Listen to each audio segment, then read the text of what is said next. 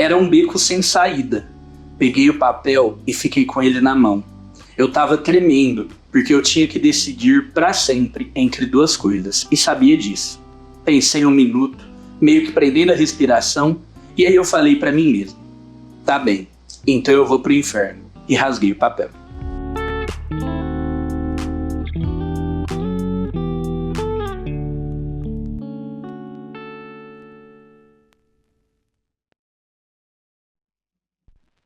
Oi pessoal, eu sou o Rony do Cabeceira e hoje a gente vai conversar um pouco sobre essas duas obras importantíssimas para a literatura estadunidense ou americana, tá bom? Tanto faz. Até o presente momento, 2023, setembro. Ambos os gentílicos constam no Aurélio como corretos, como sinônimos, como equivalentes. Então tá tudo bem se você usa um, tá tudo bem se você prefere o outro. Dá pra entender que eu tô falando do povo dos Estados Unidos. É isso que vale, e não tem como a gente falar de literatura estadunidense sem falar de Mark Twain, que é nada mais nada menos que o pseudônimo de Samuel Langhorne Clemens, que é um autor que nasceu em 1838, se eu não me engano, em uma cidadezinha ribeirinha que ficava ali bem na beira do rio Mississippi, chamada Hannibal, no Missouri, e quando completou 40 anos de idade, escreveu um livro que foi considerado depois, por muitos, assim, quase que como uma unanimidade dentre os intelectuais e escritores da sua época, como o romance fundador da literatura moderna americana. Gente, não tô falando de pouca coisa aqui. Esse livro que eu tenho em mãos, chamado As Aventuras de Huckleberry Finn, foi considerado por ninguém mais, ninguém menos do que Ernest Hemingway. Você, se acompanha a gente aqui no canal, com certeza já viu resenha de algum de seus livros, todas feitas, obviamente, pela Lívia Valente, que é absurdamente fã dele. Acho que já tem resenha de Velho Mar, de Paris é uma Festa, a última foi de Por Quem os Sinos Dobram. Hemingway é, assim, grande dentro da literatura americana. E olha aqui, citação de Hemingway sobre esse livro, abre aspas: é o melhor livro que já tivemos. Não havia nada antes, não houve nada tão bom depois, fecha aspas. Imagina Hemingway falando isso de um livro seu. Isso é pra poucos. Que eu saiba, só Mark Twain tem isso em seu currículo. E é claro que eu sempre quis ler esse livro desde que eu me considerei e me tornei ali um leitor. Sempre teve ali dentro dos livros que eu queria ler. E imagina qual foi a minha surpresa quando eu descobri que esse livro era apenas um spin-off de um outro livro. Se você não sabe o que é um spin-off, é como se fosse uma continuação, mas não é uma continuação. Como assim? É um livro que é derivado, um livro, uma série, um filme, whatever. É uma obra que é derivada de outra. Não é necessariamente uma continuação, porque não vai continuar a trama principal. Geralmente um spin-off ou vai se aprofundar numa subtrama, né, dessa obra principal, ou vai focar em um personagem que ali a princípio era secundário. Não é uma continuação direta, mas é um livro que é derivado de outro. E quando eu tô falando então de Huckleberry Finn, ele é derivado de As Aventuras de Tom Sawyer, que aqui pra nós não tem esse mesmo renome, não só pra nós, nos Estados Unidos também, né? A grande obra-prima de Twain é Huckleberry Finn. Mas depois que eu descobri que esses dois livros eram conectados, depois que eu li ambos, eu cheguei na conclusão de que seria muito difícil falar de um sem falar de outro, e é por isso que eu decidi fazer essa resenha conjunta. Mas antes de eu começar, então, a entrar aqui na sinopse e no enredo propriamente dito desses dois livros, que eu já adianto de antemão, são muito bons, favoritados aqui desse meu ano de 2023, que é, inclusive, um livro cheio de favoritados, eu gostaria de recomendar arduamente que você adquira as edições da editora Zahar, que são essas duas edições aqui que eu tenho em mão. Não faz muito tempo, na minha resenha de Helena, no mês de Machado de Assis, eu fiz aqui um comentário acerca de alguns textos de apoio, uma tendência que eu tenho notado das pessoas que pegam clássicos e inserem ali uma militância desenfreada, relacionam com esse clássico de algum modo e colocam ali achando que estão imitando, lacrando. E eu acho isso ridículo. E embora eu tenha feito essa ressalva negativa sobre algumas editoras, eu tô aqui pra fazer exatamente o oposto, porque isso aqui, meus amigos, mostra perfeitamente como se faz um texto de apoio. A Lívia sabe, a Lívia tá aqui gravando a gente. Todas as demais do Cabeceira também sabem que quando a gente vai falar sobre um livro, a gente pesquisa muito.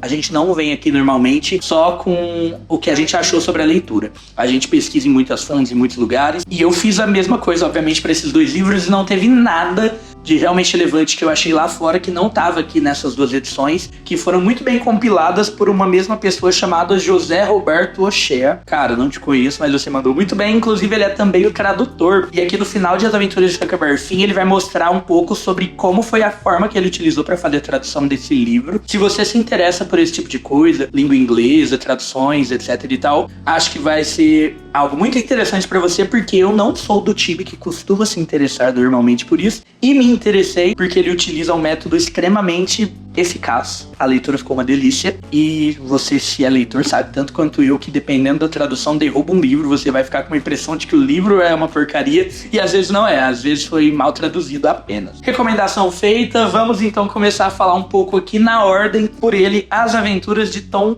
Sawyer. Gente, que livro delicinha de ler. Eu só li esse livro, como eu disse, porque quando eu fui começar As Aventuras de Huckleberry Finn, ele faz uma ligação direta, senão eu nem saberia sequer da existência desse livro, e ainda bem que eu soube, porque eu amei demais esse livro. As Aventuras de Tom Sawyer, assim como também As Aventuras de Huckleberry, que a gente vai falar já já, se passa dentro de uma cidadezinha fictícia, que pra mim beira mais a um vilarejo até do que uma cidade, um lugar extremamente pequeno chamado São Petersburgo, um lugar fictício, que foi completamente inspirado em Hannibal, a cidade onde Mark Twain cresceu ali. Então ele volta às suas raízes e constrói ali um lugar fictício completamente inspirado em onde ele cresceu, também é na beira do rio Mississippi, e ali é muito legal acompanhar a rotina dos cidadãos ali daquela cidade, né? As pessoas completamente no interior dos Estados Unidos, então tem todas as suas peculiaridades ali, bem próprias, bem características. Aqui a maioria das pessoas são extremamente religiosas, mas ao mesmo tempo são muito supersticiosas. É muito engraçado essa junção.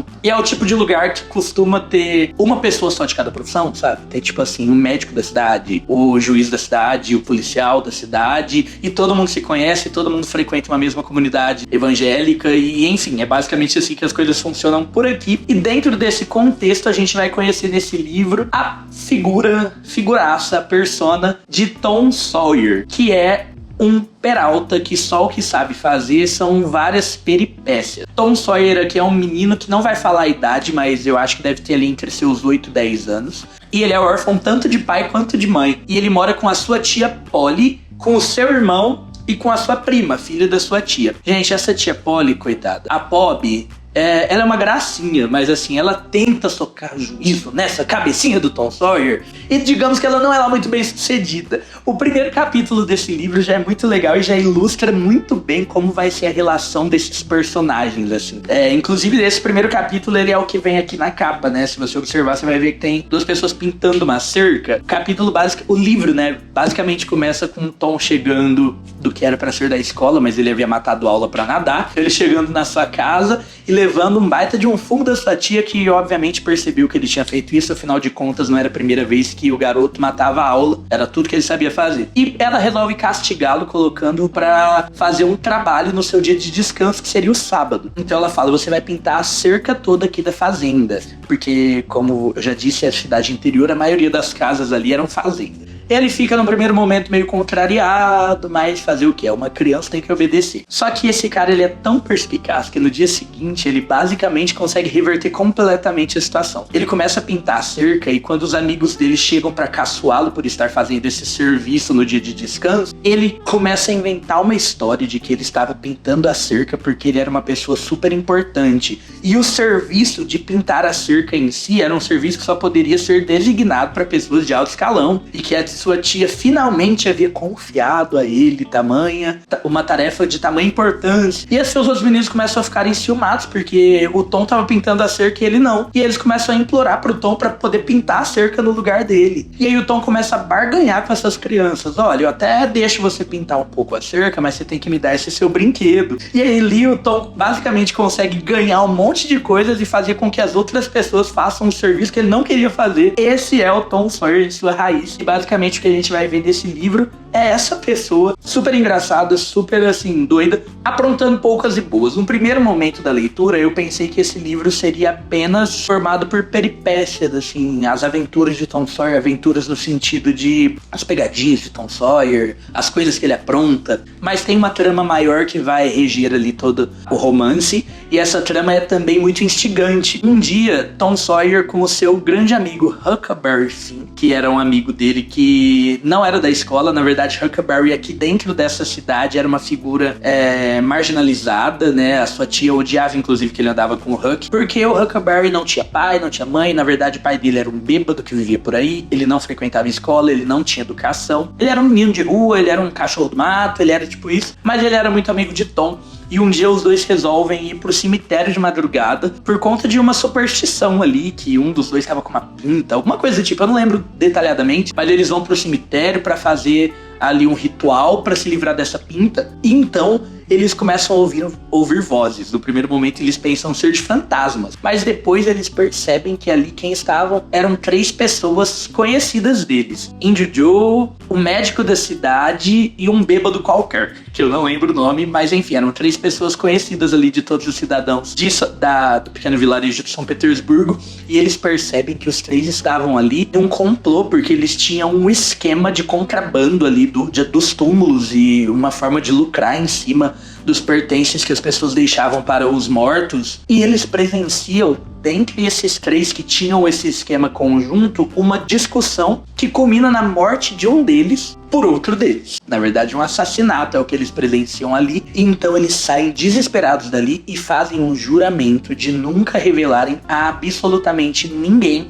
que eles estiveram lá naquela noite. Afinal de contas, a sua tia sequer percebeu a sua ausência. Estava na hora de dormir. Acontece que no decorrer do livro, eles acompanham o julgamento do caso, que vai culminando na acusação de uma pessoa que era inocente. E só quem sabia da inocência dessa pessoa era Tom Sawyer e Huckleberry Finn. Então eles se veem ali em uma situação muito complicada e delicada, se envolver ou não nesse caso. E essa trama principal vai nos instigar suficientemente para nos fazer terminar esse livro de uma forma bem rápida. Muito embora, na minha avaliação pessoal, isso não é o melhor desse livro. É uma trama boa, é uma trama bem feita, com um desfecho legal. Mas sem sombra de dúvida, gente, tramas a gente vê demais por aí, mistérios a gente vê demais por aí. O legal desse livro é a atmosfera que Mark Twain criou, esse lance desses personagens infantis que são muito característicos do interior da roça dos Estados Unidos, e a rotina deles ali. É isso que me fez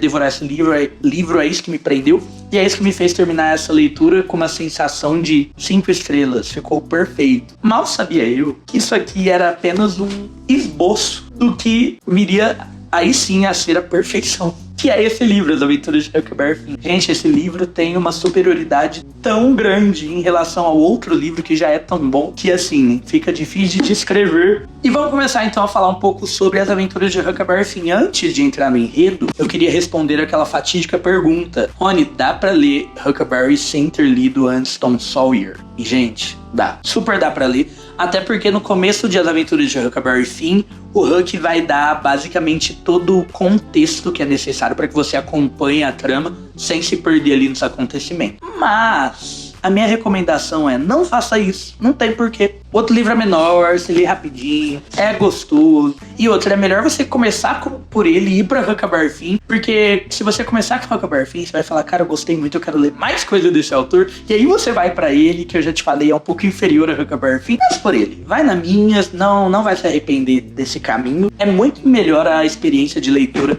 de Huckleberry Finn quando você já conhece ali tanto o ambiente, né, quanto os personagens que vão participar ali.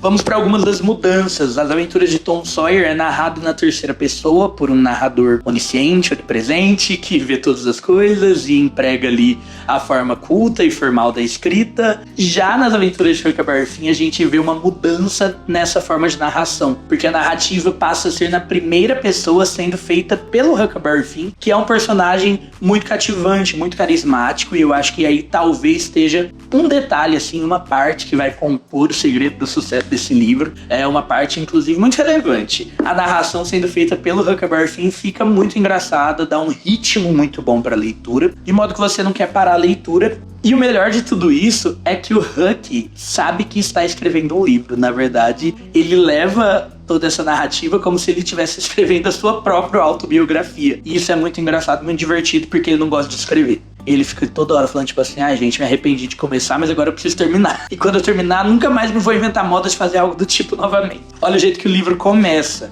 Você não me conhece se não leu um livro chamado As Aventuras de Tom Sawyer. Mas isso não tem importância. O livro foi feito pelo Sr. Mark Twain e ele falou a verdade, muitas das vezes. Uma coisa ele chutou, mas muitas das vezes ele falou a verdade. Isso não é nada. Nunca vi gente que não mente de vez em quando, a não ser a tia Polly, ou a viúva, ou a Mary, quem sabe. Enfim. É basicamente assim que começa a leitura de As Aventuras de Huckleberry Finn. Fala assim, dá vontade de você pegar o livro e começar a ler. Muito bom, gente. Realmente. Mas vamos entrar então um pouco no enredo desse livro. Nas Aventuras de Huckleberry Finn, a gente vai ter uma continuação direta na cronologia dos eventos de As Aventuras de Tom Sawyer, mas a gente vai ter um enfoque muito maior no Huckleberry, então a gente vai ter ali uma mudança de enfoque também nesse livro. Huckleberry, ele começa aqui por motivos que eu não vou revelar quais são, afinal de contas, eu não quero dar spoiler do final de Tom Sawyer, mas ele começa tendo sido adotado por uma moça chamada Viúva Douglas, uma senhora, né? A moça foi muito gentil da minha parte. E é uma senhora que o adota com toda a bondade no seu coração, com o intuito de civilizá-lo com S, que é a forma com que ele escreve a palavra, que inclusive querendo colocá-lo ali numa escola, dar a ele educação, levá-lo à igreja. Huckleberry Finn até reconhece a bondade, a genuidade, genuinidade. Ele até reconhece o altruísmo da senhora. Huckleberry até reconhece a bondade, o altruísmo da senhora Douglas em adotá-lo, mas na verdade o que ele quer é voltar para sua velha vida de liberdade. Não precisar ir à escola, nem à igreja, fazer o que quiser, ficar por aí aprontando poucas e boas o dia inteiro. Aqui nesse livro, Huckleberry começa com 12 anos de idade. Eis que um dia o seu pai, o bêbado, retorna à cidade e tenta ali tomar a guarda novamente sobre Huckleberry Finn. E esse cara é um monstro, ele é extremamente agressivo com o Huck, ele o maltrata, ele não quer saber de nada. E acontece que os mecanismos judiciais meio que não conseguem favorecer o Huckleberry, afinal de contas é o seu pai biológico. E Huck chega então em uma conclusão, que ele só teria paz se ele fugisse, zarpasse. E é isso que ele faz. Ele constrói todo um plano extremamente mirabolante para uma criança de 12 anos, que consiste na morte de um porco, para pegar o sangue, jogar e fingir que ele havia sido assassinado, junto com algumas peças de roupas, enfim. Pega uma jangada e some pelo rio Mississippi. Acontece que logo no seu primeiro dia de fuga, ele para numa ilhazinha próximo ali ao vilarejo de São Petersburgo e encontra o Jim. Quem é Jim? É um escravo fujão. O escravo, inclusive, da tia Polly, a tia do Tom Sawyer. Então esse escravo a gente vê, inclusive, algumas falas dele nas Aventuras de Tom Sawyer, mas ele não tem muito destaque. Na verdade, ele quase não tem destaque algum, mas ele aparece nas Aventuras de Tom Sawyer. Huckleberry o reconhece e fala, cara, o que você tá fazendo? E ali, Jim revela pra ele o seu plano. Ele estava fugindo também, mas por outro motivo. Na verdade, Jim estava fugindo rumo à sua liberdade. Porque, gente, esse livro vai se passar justamente no período dos Estados Unidos, onde começou ali o processo de abolição da escravatura. E esse processo não se deu de forma uniforme ali em todo o país. Ele começou em alguns estados e terminou em outros. Em um determinado momento, todo o lado norte dos Estados Unidos já havia sido liberto, assim, já havia abolido a escravatura, enquanto o sul ainda não. E Jim morava justamente no norte dos Estados Unidos. E ele tem a ilustre ideia de pegar o rio Mississippi, que corta do norte ao sul dos Estados Unidos, para chegar no sul, justamente onde não haviam mais escravos legalmente. E é isso que ele faz. Huckleberry, quando o encontra, fala, bom, nós dois estamos meio que alinhados aqui, ambos queremos fugir daqui, de quem nós somos, de quem nos conhece, queremos ares novos, então bora nessa juntos. E é ali, meus amigos, que começa uma grande aventura maravilhosa. Tem muitas camadas, assim, que eu vou tentar falar com vocês, muitos aspectos desse livro que faz com que ele seja tão renomado quanto ele é. Primeiro, pela trama em si. que é muito divertida, gente. Basicamente o que a gente vai acompanhar são os dois fugindo pelo rio Mississippi e fazendo várias paradas. Acontece que cada parada, eles conhecem personagens que se tornam icônicos depois. Eles conhecem pessoas e se metem em várias frias. Numa das paradas, eles vão conhecer uma dupla de vigaristas que estavam se passando por um rei e por um duque, tentando ali dar um golpe no Huck e no Jim. Bem no Huck, que é o golpista. E é muito engraçado ver a relação deles. Eles acabam fazendo algumas paradas, apresentando um teatro, enganando a cidade inteira, roubando cidades inteiras assim e fugindo. E enfim, é muito legal de acompanhar toda essa saga dos dois nesse quesito aventura. Mas talvez uma das coisas mais legais também de acompanhar é o relacionamento dos dois e a forma com que essas relações vão amadurecendo. Gente, esse livro ele pode ser considerado, na verdade ele é considerado também como um romance de formação, justamente porque ele vai pegar a transição da fase infantil para a maturidade que Huckleberry Finn vai adquirir. Um romance de formação a gente está acostumado que são livros que pegam da infância à juventude, né? Não, da infância até a velhice de uma pessoa. Não necessariamente. Romance de formação é um romance que vai pegar a fase de formação de caráter, a transição da pessoa deixando de ser um menino se tornando um homem. É isso que a gente vai ver aqui com Huckleberry Finn. Parte central dessa sua transição e dessa sua formação é o fato de ele estar acompanhado pelo Jim, que era nada mais nada menos do que um escravo. Huckleberry Finn foi criado dentro de uma sociedade onde os escravos sequer tinham voz. E ele se pega tão apegado a esse escravo Jim e vivendo com ele talvez a relação que ele nunca conseguiu viver com o seu pai, que por várias vezes a gente vai ver ele enfrentando crises morais e existenciais gigantescas. Porque afinal de contas, gente, haviam incutido na mente de Huckleberry Finn que talvez um dos maiores pecados ou crimes fosse justamente o de ajudar um escravo numa fuga. E isso é apresentado para nós até mesmo de uma forma bem caricata, porque ele começa a fazer comparações bem esdrúxulas, como por exemplo, gente, eu poderia até ter ajudado a matar alguém, encobrir o corpo, que talvez eu conseguiria a minha penitência ali enfim, ser salvo de alguma forma, mas não, pior, eu tô ajudando um escravo a fugir da sua dona. E pior, uma dona que é tão boazinha que, meu Deus do céu, o que eu tô fazendo da minha vida?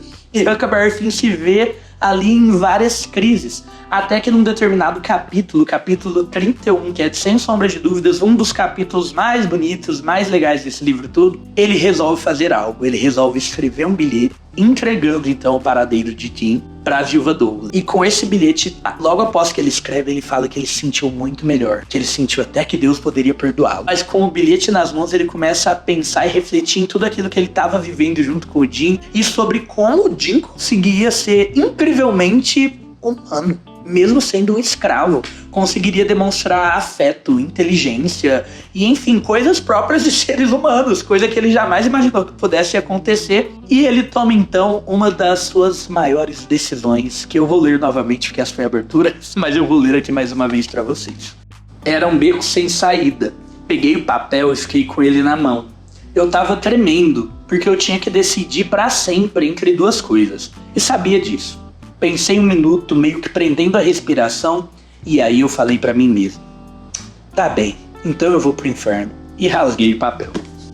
Bonitinho. Talvez a relação de Huckleberry Finn e de Jim seja uma das maiores coisas que já foram relatadas em caneta e papel dentro de toda a literatura. Sabe aquela cumplicidade, aquela amizade que você se apega, assim, mesmo você sendo terceiro, você não faz parte disso, mas você não quer parar de acompanhar? É muito legal de acompanhar esse livro também por esse lado afetivo e desse relacionamento, assim, dessa relação, né? Eu tô falando relacionamento, parece que tá dando pra entender, né? É muito legal de acompanhar o livro também por conta da relação dentre esses personagens, que é muito bem construída. Agora vamos entrar um pouco nos detalhes mais técnicos desse livro. Gente, talvez, assim, no primeiro momento, seja difícil pra você entender o porquê desse estardalhaço todo quando a gente fala dessa obra, que é considerada, inclusive, infanto-juvenil. Tipo assim, nossa, o pai da literatura moderna dos Estados Unidos, que é uma literatura que tem tantos livros relevantes. Mas esse livro, como eu disse, tem muitas camadas, e a escrita dele foi uma coisa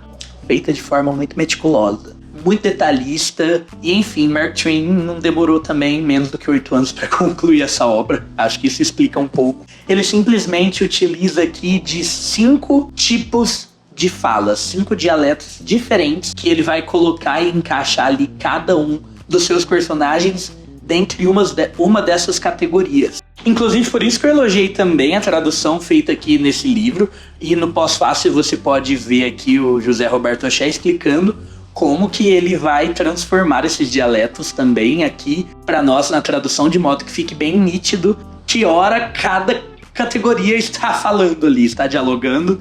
Gente, isso aqui é uma obra de arte, isso aqui não é só um livro, não. Isso aqui foi muito bem feito, muito bem escrito. Então os escravos aqui vão falar de uma maneira muito errada. O Huckleberry Finn, que também não é lá muito letrado, vai falar de uma outra maneira. E assim por conseguinte, né? A gente vai ter vários tipos de falas aqui dentro desse livro. Esse livro foi absolutamente polêmico na época em que ele foi lançado. E isso fica claro, fica explicável para nós o porquê quando a gente entende o contexto também por detrás do lançamento. Faziam apenas 20 anos que a abolição da escravatura tinha acontecido de forma integral nos Estados Unidos. Então era algo muito recente, né? Quando a gente para pensar em 20 anos, a gente tá falando de uma geração que nem foi trocada ainda. A gente não tá falando de pessoas que eram netas de escravas lendo esse livro. A gente tá falando literalmente de escravos, ex-escravos, né? Ali que há pouco tempo atrás, relativamente, ainda não tinham sequer liberdade. E é óbvio que existiam pessoas ainda ressentidas com a abolição da escravatura e que talvez não gostaram muito de ter dentro de uma obra um escravo sendo considerado ali um grande protagonista, né? E mostrando ali todas as ambiguidades de um ser humano e sendo ressaltado primordialmente o caráter que Jim tinha aqui e a lealdade que ele tinha com o Huckleberry Finn. Por diversas vezes ele se mete em rascadas tentando salvar o Huckleberry Finn, coisas que ele poderia ter se privado se ele tivesse como plano unicamente seguir ali rumo ao sul, rumo à sua liberdade. E é óbvio então que nem todo mundo apreciou muito essa leitura, né? Dado o contexto, fica explícito para nós o porquê. Mas óbvio que tinha que ter um porquê mais concreto ali, né? Talvez mais unânime. E o que as pessoas acusavam era desse livro ser justamente racista.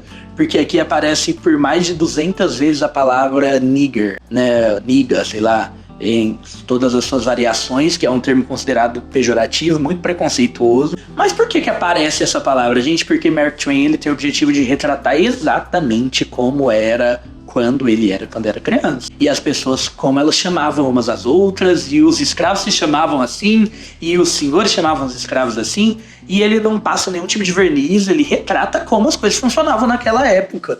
Só que em momento algum a gente realmente considera esse livro beirando sequer um pouco racista. Na verdade, diversos nomes assim da luta racial atuais, inclusive, consideram esse livro até antirracista, que eu também não acho. Eu não acho que esse livro ele é uma coisa ou outra. Eu acho que ele realmente queria relatar como as coisas aconteciam e faz isso muito bem. Eu acho que eu consegui já, eu ia falar nesse pouco tempo, mas eu não gastei pouco tempo, não. Passar pra vocês um pouco da essência desse livro e mostrar por que ele deve ser lido. E aqui fica a minha recomendação então, pessoal. Termina essa resenha, entra na Amazon e compra. Porque é pra isso que a gente faz esse tipo de coisa.